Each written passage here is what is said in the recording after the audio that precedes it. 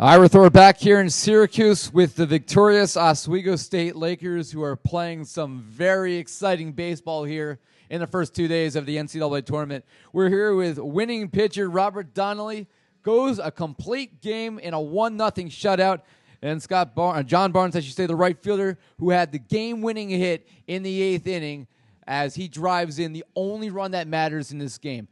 John, I'm talking to you first because you had a very memorable at-bat. Your teammate led off. Wes Randall walked 2 wild pitches to advance to third, and then was able to come in on that hit. But you had a situation. You're facing a equally hot pitcher as R.J. Hall had another tremendous effort, really in a pitcher's duel of both you guys in this game.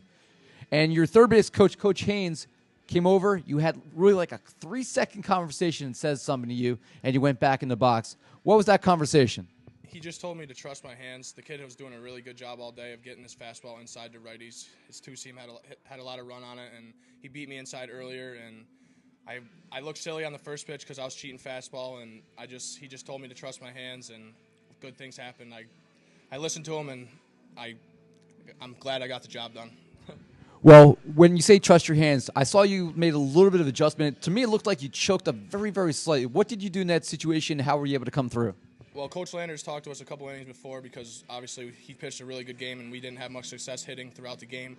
He told us to just use our 2-strike approach, so I choked up on the bat a little bit, hoping my hand speed would be a little bit better and I could get my hands to the ball. And he honestly beat me inside again, and I hit it off the handle, and luckily it found a hole.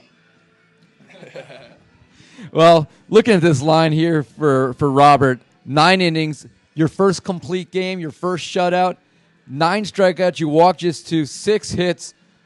Performance like this is really what postseason runs are made. Talk about how you did today and how you were able, in a situation where you're handed the ball to start only for the 4th time, were able to produce like this. Yeah, I mean, this year has been a weird year. I started off with an injury. I've kind of, like, the past 2 seasons, I've been this guy who's come in this game and got the job done, and it was just nice being back in that role, especially for a team who beat us twice and knocked us out in regionals last year. And I just wanted to do it for my guys. I mean, they work hard, and they didn't have it today. The guy was pitching a hell of a game, and I knew I needed to pitch better.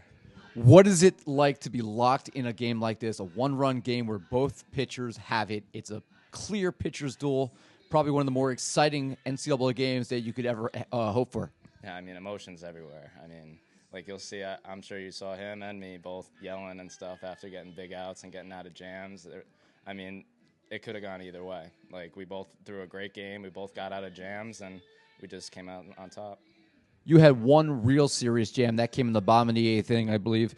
After the error, there were runners in the corners with 2 outs. Break down that scenario. How did you guys get out? Yeah, I mean, I had just had that collision, and my knee was bothering me a little bit. I threw the warm-up pitch, felt good, and I just wanted to attack. I mean, I trusted my fielders the whole game. They made plays for me, and I knew I had to pick up my first baseman because that was not a tough play. I mean, that was a really tough play. That was not an easy play. And got the comebacker and just ear-to-ear smile as I'm running over there to throw him out. We saw that big smile there, and we didn't think there was any way you were coming out of the game there even after that collision, not the way you were pitching and in such a big situation. Last question for you, John. You guys right now are playing some incredibly exciting baseball. 2-0 in this tournament. The number 1 seed, you're pretty close to your own campus, so you have a lot of your fan support. What is this like for you guys right now to be playing these close games in front of your own people?